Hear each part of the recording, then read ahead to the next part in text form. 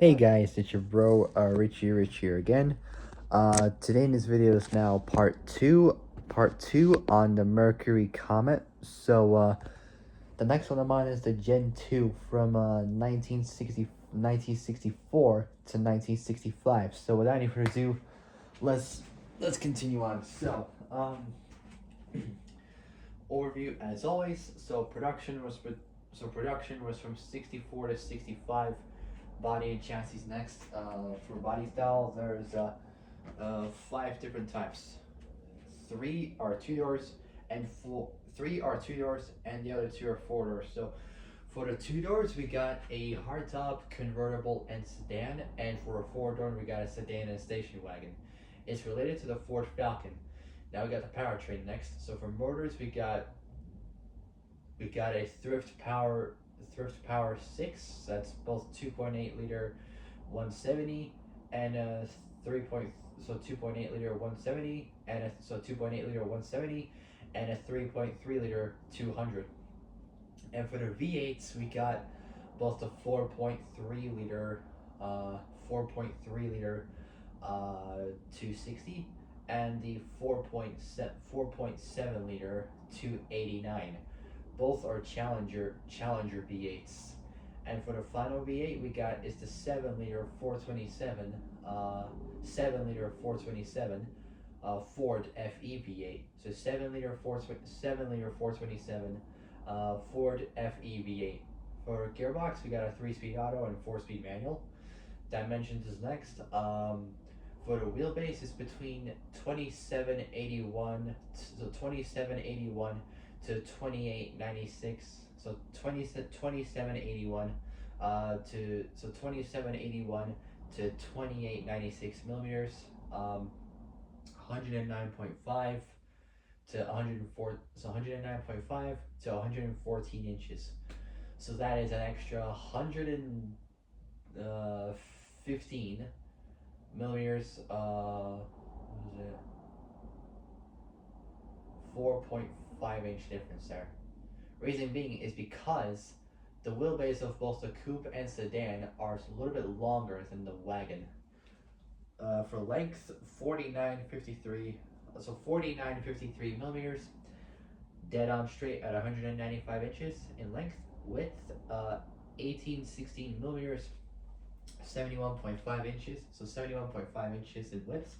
Height, 1384 millimeters, 54.5 inches in height. There's no curb weight as always, but oh well. We got no idea what the curb weight of it is. But moving on. So the 64 Comets redesigned with a much more square shape. Much more square shape, though it's still built. Though it's still built on the same unibody as the 63. Though it's still built on the same unibody as the 63 model. So 63 model. Its basic lines were shared with the new Falcon, but the front grille used styling, but the front grill used styling similar to that of the Lincoln Continental. Along with the redesign, uh,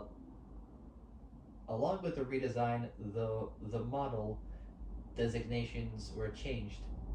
The performance version was known as the Cyclone, replacing the previous S22.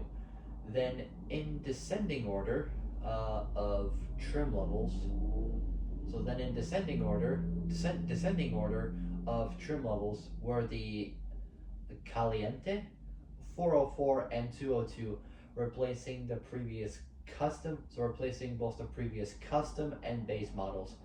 The two door station wagon body styles discontinued, unfortunately, but oh well. The top of the line station wagon continues to be the top of the line station wagon.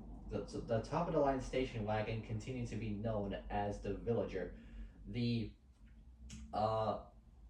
144 inline six. Presumably, I think 2.4, 2.5 liter. I'm not 100% sure. Maybe 2.3 or 2.6. I got no idea at all.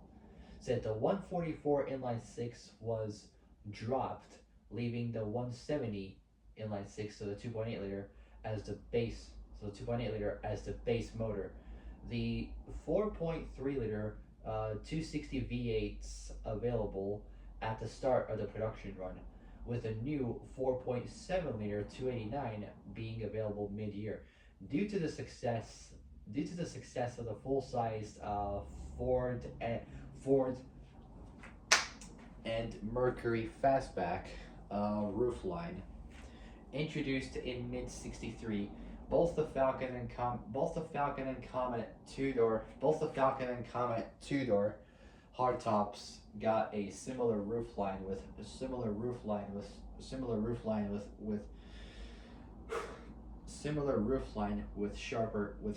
sharper corners. For 64, Ford produced about 50 ultra high performance lightweight Comet Cyclones, equipped with their racing two carburetor. I believe it's a two barrel carburetor, 7 liter Ford FE 427 V8, similar to the related Ford Thunderbolt. To avoid competing with each other, the Thunderbolts ran in super stock on seven. So the Thunderbolts ran in super stock on 7-inch tires, but the Cyclones were modified to run in a but the Cyclones were modified to run in AFX or A/FX on 10-inch tires, where they were as dominant as the Thunderbolts were in superstock. Drivers include Ronnie Sox, Don Nicholson, and Wild Bill Shrewsbury, in conjunction with Jack Christman. Shrewsbury still owns his original 427 Comet in Cali. So Shrewsbury still owns his original 427 Comet in Caliente. So Shrewsbury still owns his original 427 Comet in Caliente trim. For 65, the Comet received updated styling, front and rear, including stacked headlights, similar to what full-sized Fords, Pontiacs, and Cadillacs would use at the same time. The base inline six was increased from 2.8 to 3.3 liters, still using a single barrel carburetor at 4,400 RPM. It produced 120 horsepower. From 4,400 RPMs, 120 horsepower. Just barely moving, literally.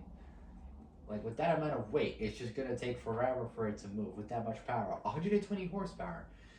The base V8s increased from 4.3 to 4.7 liters, and using a two-barrel carburetor, same RPMs, it produced 200 horsepower, so 80 more than the 2.8, 3.3 liter inline six.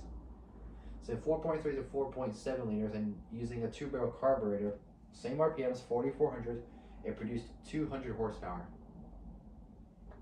80 more than before, but still not really as much, but at least it's a bit more powerful. 200 horsepower, so that's a bonus. The standard gearbox continued as a column shifted 3-speed manual. The optional automatics changed to a Merc-O-Matic. It's got nothing to do with Mercedes or anything like that. So Merc-O-Matic, 3-speed auto, essentially a Ford C4 3-speed auto.